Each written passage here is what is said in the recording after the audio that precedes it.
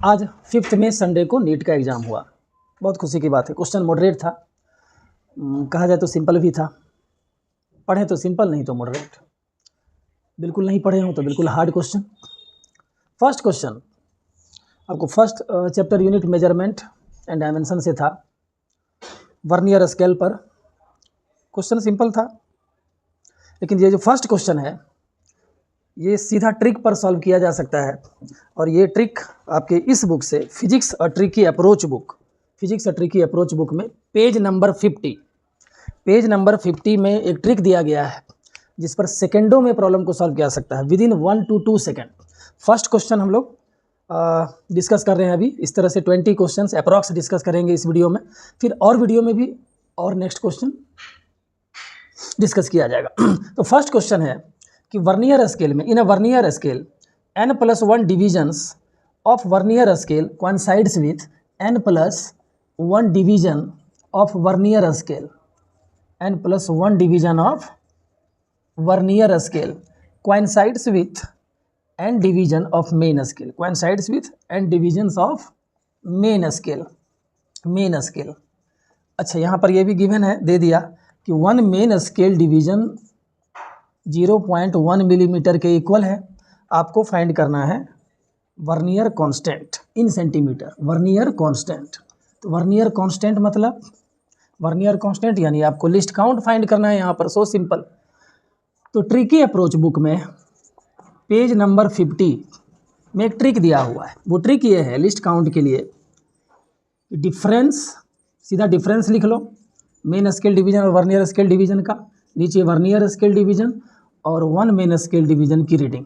Simple difference देखो कितना है, तो n+1 minus n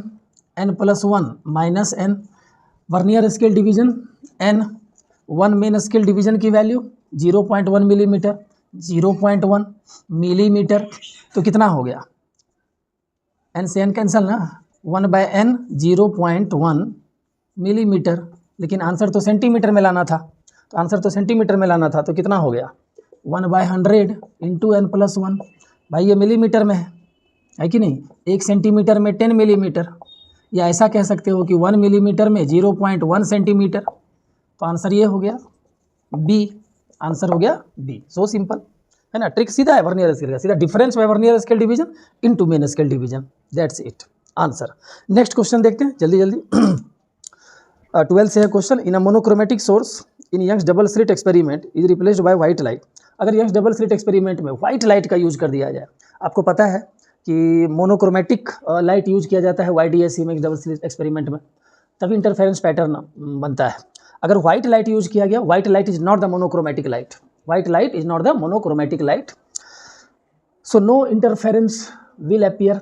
actually interference तो नहीं होगा, इसी वजह से क्या होगा, एक ब्राइट स्पॉट मिलेगा और उस ब्राइट स्पॉट के चारों तरफ कई कलर्ड फ्रिंज मिल सकता है, क्योंकि वो डार्क या ब्राइट फ्रिंज सिर्फ नहीं मिलेगा वहाँ पर। तो इस तरह से आपके क्वेश्चन नंबर 2 का आंसर हो गया C, there will be a central bright fringe.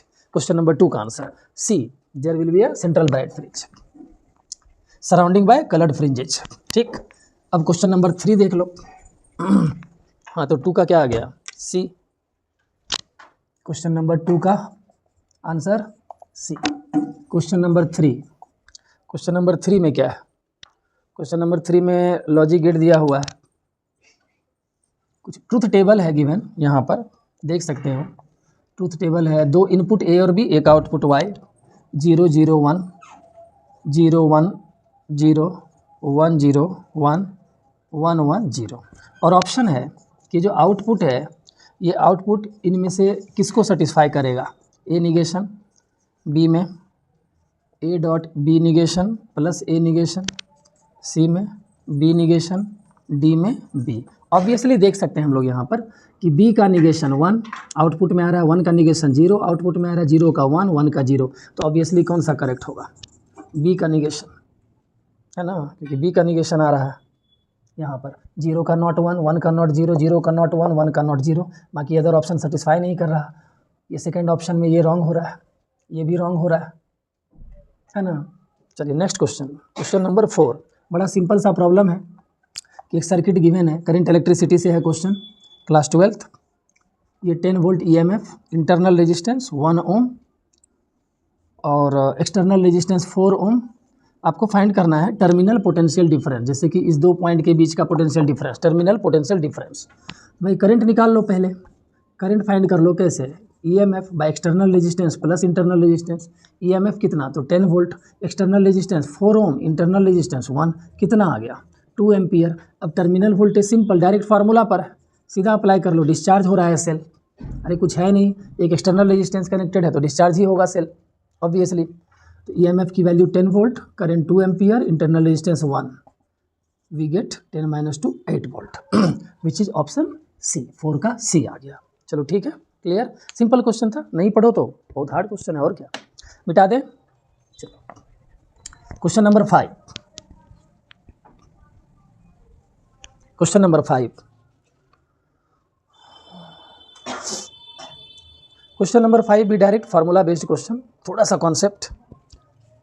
Magnetic field, magnetism matter से क्वेश्चन लिया गया है ना, कि किसी यूनिफॉर्म मैग्नेटिक फील्ड में, क्वेश्चन नंबर 5 देखो किसी यूनिफॉर्म मैग्नेटिक फील्ड की वैल्यू है 0.049 Tesla. A magnetic needle performs 20 complete oscillation in 5 second. 20 oscillations in 5 second, तो टाइम पीरियड क्या हो जाएगा बताओ? टाइम पीरियड क्या हो जाएगा? तो 1 सेकेंड में जितना ऑसिलेशन कंप्लीट हो गया वो फ्रीक्वेंसी हो गया ना। टाइम पीरियड कितना? 1 ऑसिलेशन में जितना टाइम लगे, time taken to complete 1 oscillation is called time period. तो टाइम पीरियड कितना हो जाएगा? 5/20, इट मीन्स 1/4। अब किसी भी मैग्नेट के लिए, जिस मैग्नेट को अगर मैग्नेटिक फील्ड में सस्पेंड करो और थोड़ा सा स्लाइटली डिस्प्लेस कर दो तो वो ऑसिलेट करने लग जाता है। तो उसके ऑसिलेशन का टाइम पीरियड हम लोग कहाँ से फाइंड करते हैं? इस फार्मूला से, 2π√I/mb। Therefore time period 1/4, 2π√I/mb। सीधी सी बात है, वैल्यू पुट करो और मैग्नेटिक मोमेंट फाइंड करो, तो आपका मैग्नेटिक मोमेंट आ जाता है। वैल्यू गिवन है 9.8 × 10⁻⁻6।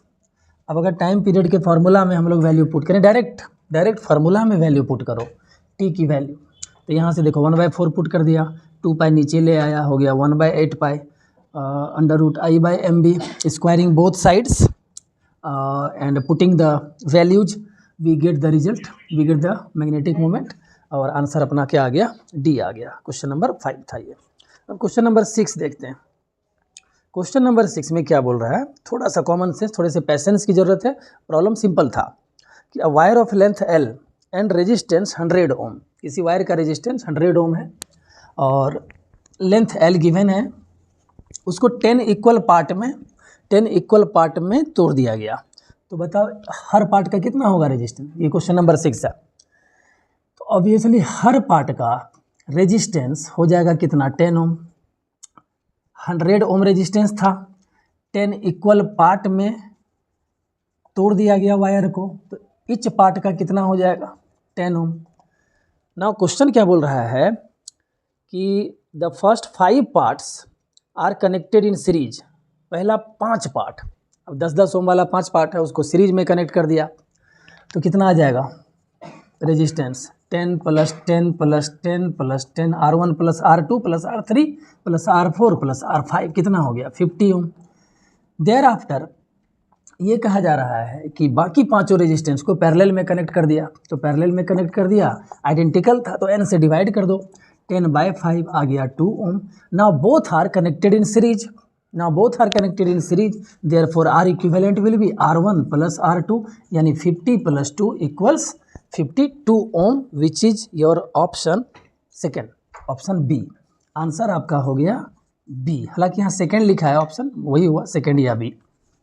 चलो क्वेश्चन नंबर 6 सिंपल था, आ जाते हैं हम लोग इस पर। 7 नंबर फिर से एक क्वेश्चन जो ट्रिकी अप्रोच, 7 नंबर आपका ट्रिकी अप्रोच बुक से पेज नंबर 164 में ये ट्रिक है और इस तरह का ही एक प्रॉब्लम है। पहले इसको मिटा लें।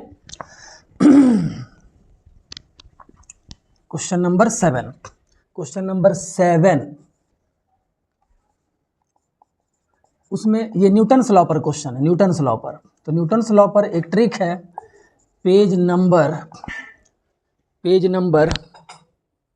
164, पेज नंबर 164 और बुक का नाम है physics a tricky approach, physics a tricky approach, Shri Balaji publications, Shri Balaji publications.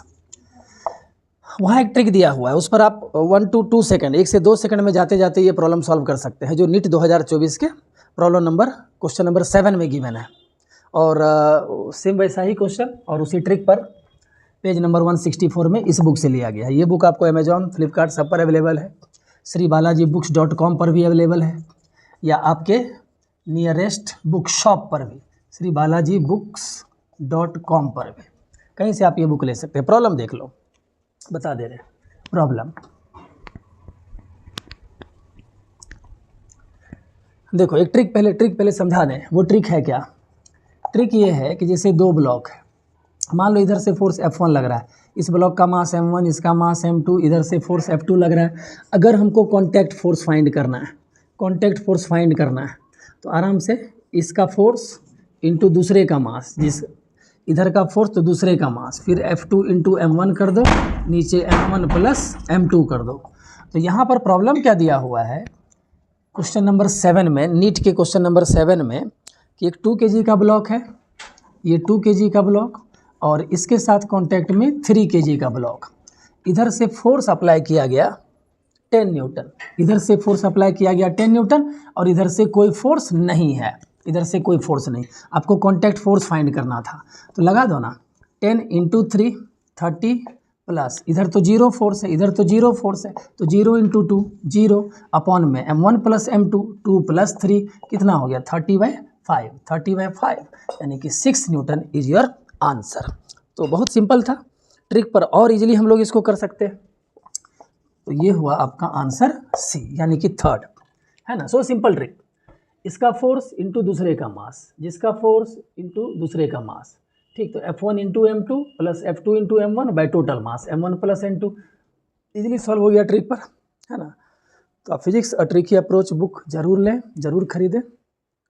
इस पर जेईई मेन में भी और नीट में भी कई क्वेश्चंस डायरेक्ट पूछे गए, और कई क्वेश्चंस तो ट्रिक पर, ट्रिकी अप्रोच फॉलो करेंगे आप तो बहुत इजीली प्रॉब्लम सॉल्व कर पाएंगे, ठीक। Next question, problem number 8। अब क्वेश्चन नंबर 8 देखा जाए, ये क्वेश्चन मैग्नेटिक फील्ड से दिया गया। मैग्नेटिक फील्ड सिंपल सा क्वेश्चन है, डायरेक्ट फार्मूला बेस्ड, इसको मिटा दें। देखो प्रॉब्लम ये है कि कोई सर्कुलर कॉइल है, कोई सर्कुलर कॉइल है, tightly wound 100 turns coil. Problem number 8, कोई circular coil, number of turns 100, और इसका रेडियस 10 सेंटीमीटर यानी 0.1 मीटर, और करंट फ्लो कर रहा है इससे होकर 7 एम्पियर, करंट फ्लो कर रहा है 7 एम्पियर। तो आपको फाइंड करना है magnitude of magnetic field. Given है कि मैग्नेटिक फील्ड, हाँ मैग्नीट्यूड ऑफ मैग्नेटिक फील्ड क्या होगा। तो सर्कुलर कॉइल के लिए मैग्नेटिक फील्ड का फार्मूला जानते हैं ना हम लोग, डायरेक्ट अप्लाई करते हैं ना, μ0 Ni/2r। μ0 की वैल्यू 4 पाई इंटू 10 का power -7, number of turns 100, current 7, और r की value 0.1 into 2 0.2। After solving we get 4.4 milli tesla, magnetic field का यूनिट टेस्ला। तो आपका राइट आंसर हो गया सी, ठीक। सिंपल था, डायरेक्ट फार्मूला पर। 9 नंबर की बात करते हैं, ट्रांसफार्मर रेशियो पर है। ट्रांसफार्मर रेशियो क्या होता है? The ratio of number of turns of secondary to that of primary coil.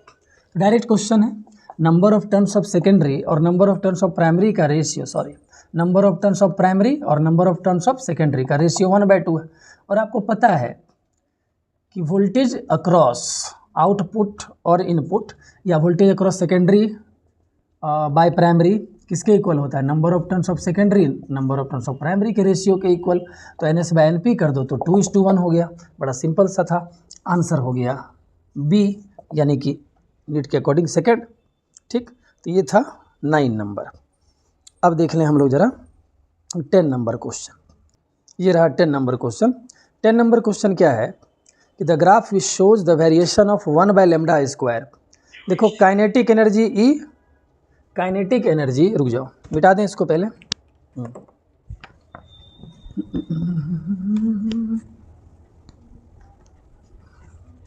इस वीडियो में लास्ट ये एक क्वेश्चन देख लेते हैं, फिर आगे नेक्स्ट वीडियो अपलोड करेंगे, पूरा क्वेश्चन कर लेंगे डिस्कस हम लोग।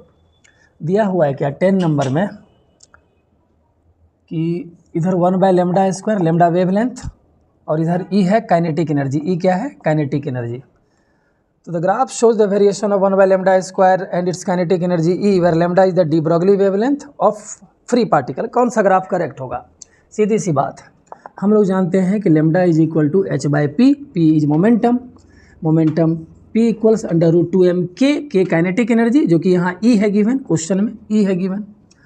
अब अगर दोनों तरफ स्क्वायर करो, स्क्वायरिंग बोथ साइड, तो lambda square equals h/2me, therefore E equals h/2m into 1/λ²। तो हम लोग क्या देख रहे हैं कि ई डायरेक्टली प्रोपोर्शनल टू 1/λ²। अब क्योंकि ई डायरेक्टली प्रोपोर्शनल है 1/λ² के, that's why the graph should be straight line. Clear है? अगर डायरेक्टली पता है आपको, अगर y directly proportional to x तो ग्राफ कैसा ड्रॉ करते हो? Straight line passing through origin. अगर y directly proportional to x² है किसी भी फार्मूला में, तो क्या यूज करते हो? कौन सा ग्राफ ड्रॉ करते हो? पैराबोला। अगर y inversely proportional to x या x² कुछ भी है इन्वर्सली, तो कैसा ग्राफ ड्रॉ करते हो? Rectangular hyperbola. ऐसा ग्राफ रेक्टेंगुलर हाइपरबोला, यही ना? तो यहाँ क्या था? एनर्जी डायरेक्टली प्रोपोर्शनल टू 1/λ², क्योंकि डायरेक्टली प्रोपोर्शनल था, that's why graph should be a straight line passing through origin and your answer is D. Right answer is D. तो 10 क्वेश्चन आज हम लोगों ने डिस्कस किया, जिसमें कि 2 क्वेश्चन तो डायरेक्ट ट्रिक की अप्रोच बुक पर था और ट्रिक से लिया गया था। क्वेश्चन सिंपल था, किसी के लिए मॉडरेट था, नहीं पढ़ने वालों के लिए हार्ड भी था, लेकिन ओवरऑल हमारे हिसाब से क्वेश्चन बहुत सिंपल था। अगर थोड़ी सी मेहनत की जाए तो नीट क्वालिफाई आप कर सकते हैं, थोड़ा सा पैसेंस रखते हुए। ठीक है, और आगे क्वेश्चन डिस्कस करेंगे हम लोग नेक्स्ट वीडियो में। Thank you.